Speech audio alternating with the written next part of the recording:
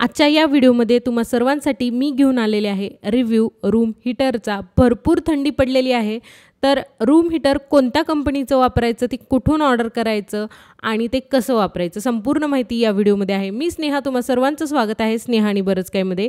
चॅनलवरती नवीन असाल तर सबस्क्राइब करायला विसरू नका। चला आजच्या या व्हिडिओला आपण सुरुवात करूयात। एक छोटंसं मॅन्युअल आपल्याला याच्यासोबत मिळतं। त्याचबरोबर हे जे रूम हीटर आहे ते आहे उषा कंपनीचं।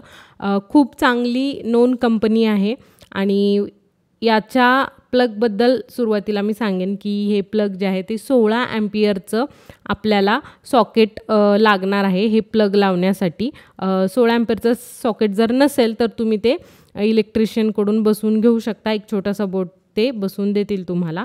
त्याचबरोबर याच्यासोबत हे खालच्या बाजूला तुम्ही पाहताय ना, ते स्टँड येते, ते फोल्डेबल आहे।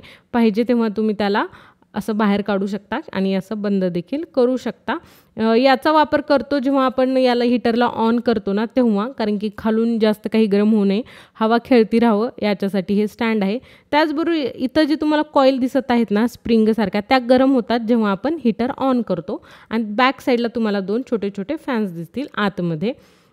याची क्वालिटी खूप छान वाटली मला। मी थोडे दिवस वापरल्यानंतर ना हा व्हिडिओ त्यासाठीच करत आहे की बेस्ट रिव्ह्यूज मी देऊ शकेन।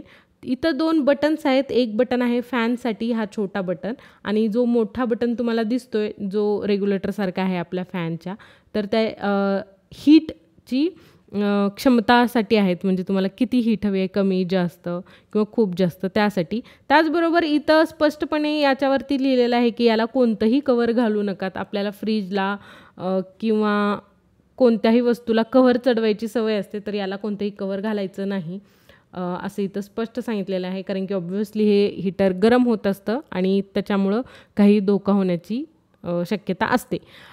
तर आता हे वापरायचं कसं, तर याला प्लग इन केल्याच्या नंतर ना आपल्याला सुरुवातीला हे ऑन करून घ्यायचं आहे। जे इथं रेग्युलेटर दिसतं छोटंसं, त्यानं ऑन करू शकतो आपण। आणि तुम्हाला हीट किती हवी आहे त्यानुसार तुम्ही त्याला टेम्परेचर सेट करू शकता। 3 टेम्परेचर तुम्हाला इथं मिळून जातील आणि त्याला कमी जास्त करू शकता। आणि हे जे छोटं बटन तुम्हाला दिसतंय ते छोटंसं बटन आहे फॅनची स्पीड कमी जास्त करण्यासाठी।